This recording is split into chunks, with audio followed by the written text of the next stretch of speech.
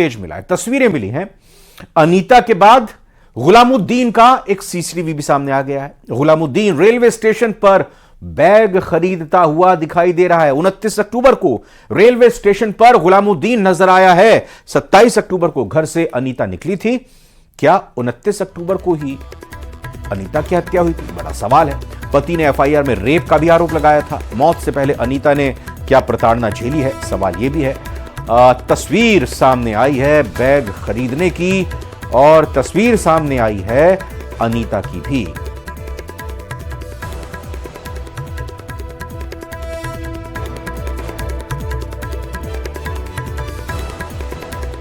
ये तस्वीरें हमने आपको बताया कि एक और आई है सामने, जिसमें बैग खरीदता हुआ गुलामुद्दीन दिखाई दे रहा है।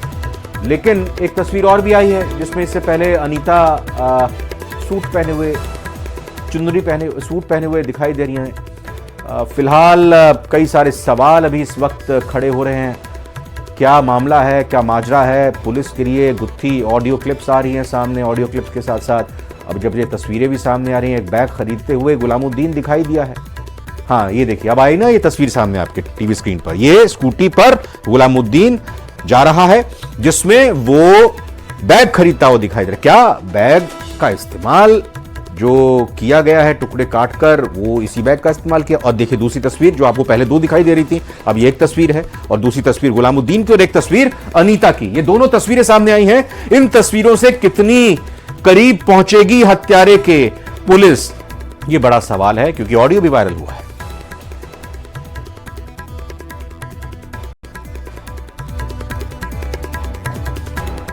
जोधपुर ब्यूटिशियन अनीता हत्याकांड में मुख्य आरोपी गुलामुद्दीन की पत्नी की पेशी हुई है। पूछताछ के बाद आबिदा को कोर्ट में पेश किया गया। अनीता के परिजनों ने आबिदा को भी आरोपी बनाया है। आबिदा से हत्याकांड को लेकर पूछताछ की गई है। गुलामुद्दीन को ही सब कुछ पता है, आबिदा ने कह दिया है। यानी आबिदा ने इनकार नहीं किया है कि उसे कुछ मालूम नहीं था, या उसने यह भी नहीं कहा है कि गुलामुद्दीन निर्दोष है। आबिदा की इतनी सी बात, ये गुलामुद्दीन को ही सब कुछ पता है। अब ये कई बार आरोपियों की चाल भी होती है, समझदारी भी होती है, सयानापन भी होता है, क्योंकि पति पत्नी ने पहले ही किसी तरह से ये प्लानिंग कर ली होगी कि अगर पुलिस पकड़ेगी तो आबिदा कुछ बयान नहीं देगी, आबिदा कुछ नहीं कही। जो भी कहानी बोलेगा, जो भी बात कहेगा, वो उसका पति गुलामुद्दीन ही कहेगा। अब गुलामुद्दीन की तलाश की जा रही है। गुलामुद्दीन जब तक पकड़ में नहीं आएगा तब तक इस पूरे मामले का और विस्तार से खुलासा नहीं होगा। लेकिन आबिदा ने अभी तक पूछताछ में यही कहा है कि गुलामुद्दीन को ही सब कुछ पता है। क्या है? मैं इसमें शामिल नहीं हूँ। मैं मेरी बहन के घर थी, मैंने मर्डर नहीं किया है। तो मर्डर किसने किया है? गुलामुद्दीन को पता है, गुलामुद्दीन को पता है। लेकिन क्या हुआ था उस रात? मैं मेरी बहन के घर थी, मैं उसमें शामिल नहीं थी। उधर कैसा कर? तो गुलामुद्दीन ने किया मर्डर? आपको मालूम था? वैसे गुलामुद्दीन को सब मालूम है मर्डर का। अच्छा, ये क्या घटना हुई, क्या थी, क्या खिलाया था, क्या पिलाया था? लो बैठो ना, क्या उन्होंने कहा था कोई आदमी लाऊंगा, ऐसे करूंगा, उन्होंने कहा था। उनको सब पता है, मैं बेकसूर हूँ, मेरी बच्चियां भी बेकसूर है। टोंक के हाड़ी कला में युवक का झुलसी अवस्था में कार में शव मिलने के मामले में 12 घंटे से चल रहा गतिरोध खत्म हो गया है। मृतक हेमराज बैरवा के परिजनों और पुलिस के बीच आखिर सहमति बन गई है। परिजन और ग्रामीण कलेक्ट्रेट में सुबह से जुटे हुए थे। सहमति बनने के बाद मृतक युवक के पिता ने पुलिस को लिखित में शिकायत दी है। अब मृतक के शव का मेडिकल बोर्ड से पोस्टमार्टम कराया जा रहा है।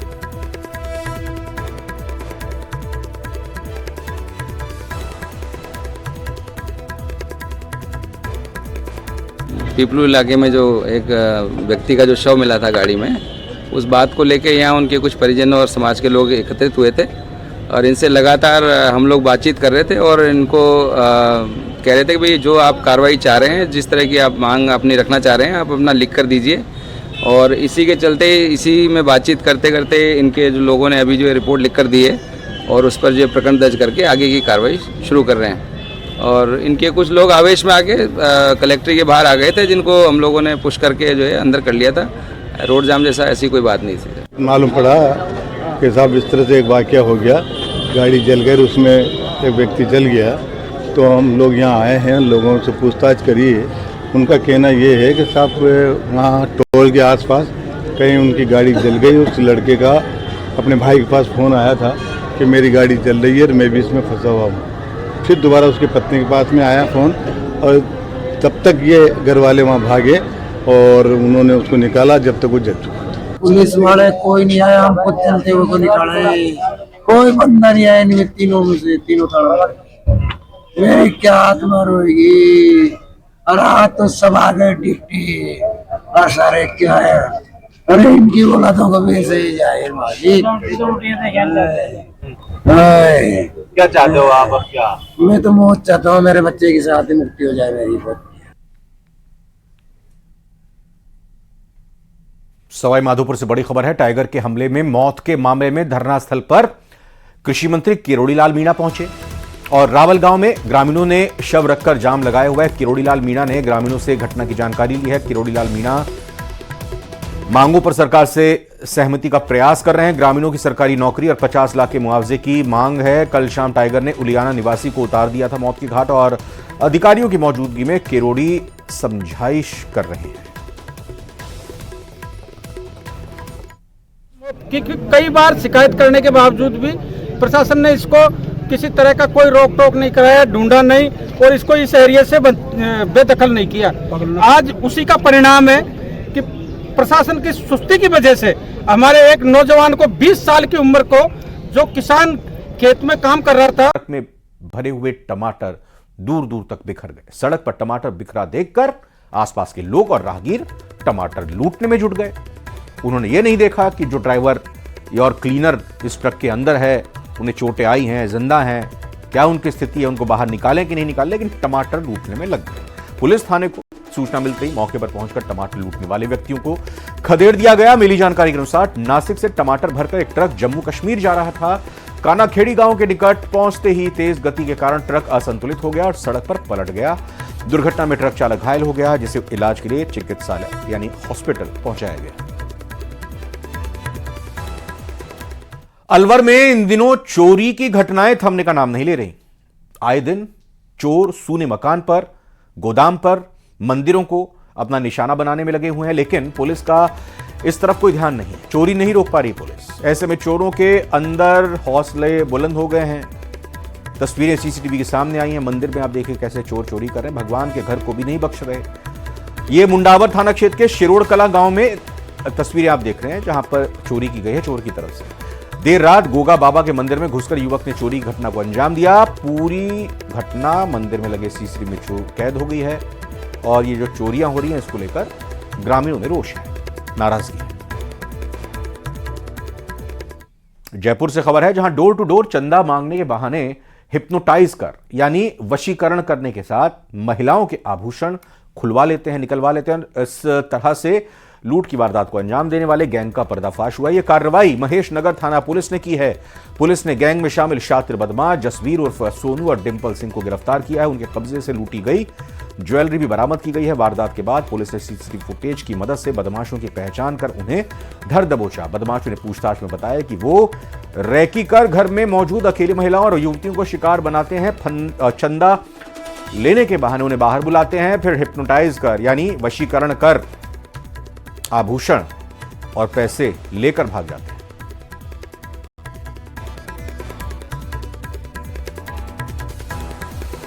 अलवर में अरावली विहार थाना क्षेत्र शांति कुंज के नजदीक अलवर नर्सिंग होम के पास स्कूटी पर जा रहे एक व्यक्ति को अज्ञात बाइक सवार ने टक्कर मार दी, जिससे वो व्यक्ति गंभीर रूप से घायल हो गए। उन्हें परिजनों ने निजी अस्पताल में भर्ती किया, जहां उनकी इलाज के दौरान मौत हो गई। इस मामले की सूचना मिलते ही पुलिस मौके पर पहुंची और शव को जिला अस्पताल की मॉर्चरी में रखवाया और मृतक के शव का पोस्टमार्टम कराकर शव परिजनों को सौंप दिया। सुमन सिंह जी पुत्र श्री देवी सिंह जी हैं दर्जी, 286 शांति कुंज अलवर के रहने वाले हैं, जिनका 18/9 को किसी अज्ञात मोटरसाइकिल वाले ने टक्कर मार के गिरा दिया था, जिससे इसे चोट लगी थी, जिसका प्रकरण भी दर्ज है, जिसकी जांच चल रही है। इसका इलाज चल रहा था, सानिया हॉस्पिटल में इलाज चल रहा था। तो अब इलाज के दौरान रात को इसकी डेथ हो गई थी घर पर ही। पूर्वी राजस्थान की रामगढ़, दौसा और उनियारा सीट कांग्रेस जीतेगी, यह दावा कांग्रेस सांसद हरीश मीणा ने किया। न्यूज 18 राजस्थान से बातचीत में उन्होंने कहा कि कांग्रेस ने डीसी बैरवा को प्रत्याशी बनाया, जो कांग्रेस की विचारधारा से जुड़े हुए रहे हैं और वो जरूर जीतेंगे। उन्होंने निर्दलीय प्रत्याशी नरेश मीणा पर गंभीर आरोप लगाते हुए कहा कि उन्होंने 6 महीने पहले प्रमोद जैन भाया को हराया, वहीं छबड़ा सीट से करण सिंह राठौड़ को हराया और विश्वविद्यालय के चुनाव में निहारिका मीणा को हराया। ऐसा व्यक्ति कांग्रेस की विचारधारा का नहीं हो सकता। इस दौरान उन्होंने कहा कि बीजेपी जुमले की राजनीति कर रही है और ईआरसीपी भी बीजेपी का एक जुमला है। उन्होंने कहा कि दौसा में अभी तक तो पानी आया नहीं है। कोई भी पार्टी जो टिकट देती है सब सोच समझ के, सब समीकरण देख के, और हर पार्टी जीतने के लिए टिकट देती है। मैं मानता हूं जो कांग्रेस पार्टी ने डीसी बैरवा साहब को टिकट दिया है, बहुत ही सोच समझ के, योग्य आदमी है, राजनीतिक सोच के आदमी है, राजनीतिक पृष्ठभूमि के आदमी है, और ये सीट कांग्रेस के पक्ष में आएगी, ऐसा मेरा विश्वास है। आमतौर पर एसटी वर्ग के व्यक्ति को टिकट देती है ये कांग्रेस, पहली बार जनरल होने के बाद एससी को मिला है, तो क्या समीकरण बैठेंगे या फिर? एक जाति से कोई चुनाव जीतता नहीं, एक जाति से कोई हारता नहीं। जब एक आम धारणा बनती है, आम एक समीकरण बनता है, तो मैं जातियों की बात नहीं करूँगा, मैं पार्टी की करूँगा, कांग्रेस पार्टी की विचारधारा की बात करूँगा, कांग्रेस पार्टी की रीति नीति की बात करूँगा। कांग्रेस पार्टी में हर जाति का, हर धर्म का सम्मान है, सबका स्थान है, उसी के आधार पर हम सब लोगों के सहयोग से चुनाव लड़ रहे हैं। अलवर सरिस्का बाग परियोजना में इन दिनों टाइगर ST-21 की साइटिंग पर्यटकों को हो रही है। कभी कभी बाघिन ST-9 का दीदार भी सैलानियों को हो रहा है। सरिस्का के सदर रेंज में टाइगर ST-21 ट्रैक के बीच चलता हुआ नजर आया। देखिए, आप भी देखिए, ST-21 है ये, ट्रैक के बीचों बीच चलता नजर आया। सैलानियों को ये नजारा देखने को मिला। तेज चाल से जंगल में निकल गया, जबकि बिल्कुल पास में पर्यटकों की जिप्सी थी। टाइगर को बहुत नजदीक से देखकर पर्यटकों की खुशी का ठिकाना नहीं रहा। नेचर गाइड नत्थू यादव ने बताया कि पर्यटकों को जैसे ही बाघ ST-21 युवराज के दर्शन हुए, वैसे ही अचानक सबके चेहरे खिल गए। टाइगर हल्का गुर्राता हुआ तेज कदमों से आगे बढ़ गया। कुछ दूर तक टाइगर झाड़ियों में दिखता रहा। ये नजारा देख टूरिस्ट के चेहरे खिल गए। बूंदी शहर में दीपों का त्योहार दीपावली के निकलने के साथ ही विभिन्न दलों से जुड़े नेताओं का लोगों से दीपावली की शुभकामनाएं देने के लिए रामा श्यामा करने का दौर शुरू हो गया है।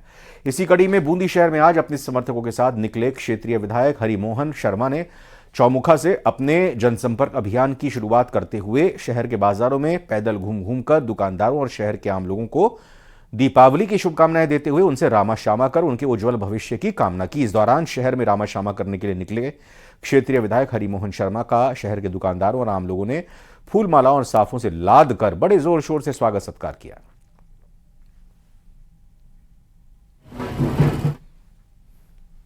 योग्य बनाकर विधानसभा में भेजा, उनका आभार व्यक्त करना है और मंगल कामनाएं करना है कि उनका स्वास्थ्य ठीक रहे, उनका व्यवसाय ठीक रहे, हमारा भाईचारा बना रहे, एक दूसरे के दुख दर्दों में हम काम आते रहें और सबको समग्र साथ लेकर के बूंदी का हित किसमें हो, इस बात के लिए हम एकजुट हैं, एक साथ रहें। दीपोत्सव के त्योहार के अंतिम दिन आज भाई दूज का पर्व उत्साह के साथ मनाया जा रहा है। दौसा में भी भाई दूज के अवसर पर महिलाओं ने दोज माता की पूजा अर्चना की और उसके बाद अपने भाइयों के मंगल तिलक लगाया। इस दौरान महिलाओं ने अपने भाई की लंबी उम्र की कामना की। भाई बहन के प्यार का प्रतीक इस त्योहार को हर्षोल्लास के साथ मनाया जा रहा है। एक और तो अविवाहित महिलाएं अपने भाइयों को मंगल तिलक लगा रही हैं, वहीं विवाहित महिलाएं अपने पीहर जाकर अपने भाइयों को मंगल तिलक लगा रही हैं। इस दौरान भाइयों को मिठाई खिला रही हैं, साथ ही भाई भी अपनी बहनों को गिफ्ट दे रहे हैं।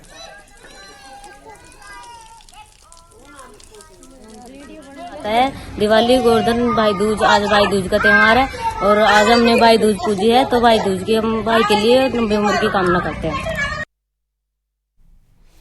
कोटा में भी भाई दूज पर्व धूमधाम से मनाया जा रहा है। हर तरफ इसकी धूम देखने को मिली है। जेल प्रशासन ने त्योहार पर खास इंतजाम किए थे। जेल के बाहर बहनों की लंबी लंबी कतारें देखने को मिली। बहनों ने अपने भाइयों से मुलाकात कर उन्हें तिलक लगाया और उनकी लंबी उम्र की कामना की, साथ ही उनके जेल से जल्द ही बाहर आने की प्रार्थना।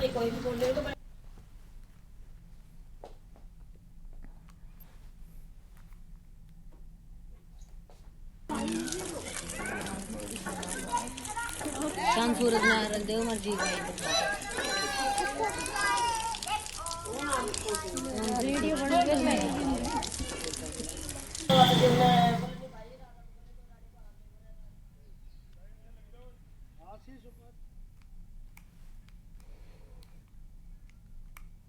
तो कोटा में भाई दूज पर्व धूमधाम से मनाया गया।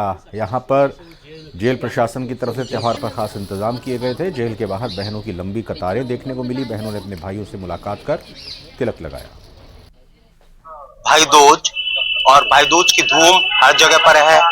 हर बहन सोचती है कि उसके भाई के माथे पर तिलक किया जाए, उसकी लंबी उम्र की कामना की जाए।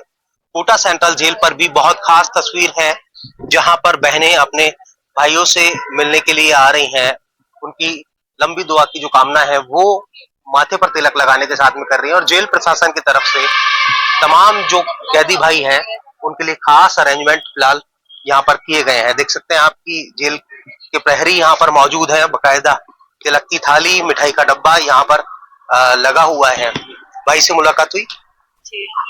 कौन है आपके? मेरे पापा है। पापा है। हाँ। क्या बस कि बाहर आ जाए, नेक्स्ट त्योहार साथ में मनाए जितना जल्दी हो सके। अच्छा नहीं लगता है यहाँ पे आके सब करना, तो मिल भी नहीं पाते ढंग से। थोड़ी थोड़ी देर के लिए बात भी नहीं हो पाती है।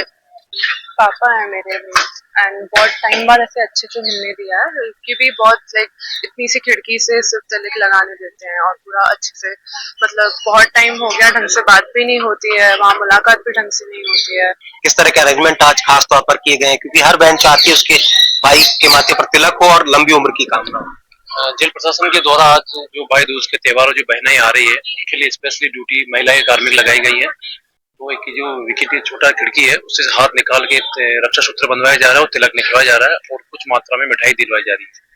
और उसके अलावा वहाँ जो वेटिंग हॉल है उसकी भी अच्छी बैठने की व्यवस्था की गई है और बंदियों की नियमित उधर मुलाकात करवाई जा रही है। कितनी बहनें आई? लगभग अभी 500 महिलाएं आ चुकी है। 500 बहनें भाई उससे मुलाकात कर चुकी है। उनकी यहाँ आके कुछ महिलाएं भावुक हो जाती है, रोने लग गई, जो अगले वर्ष रिहाई हो तो हमारे साथ भैया दूज मनाए। और हमारे लिए भी एक अच्छा पॉजिटिव एनवायरनमेंट होता है जिससे बंदी अच्छी पॉजिटिव एनर्जी का संचार होता है।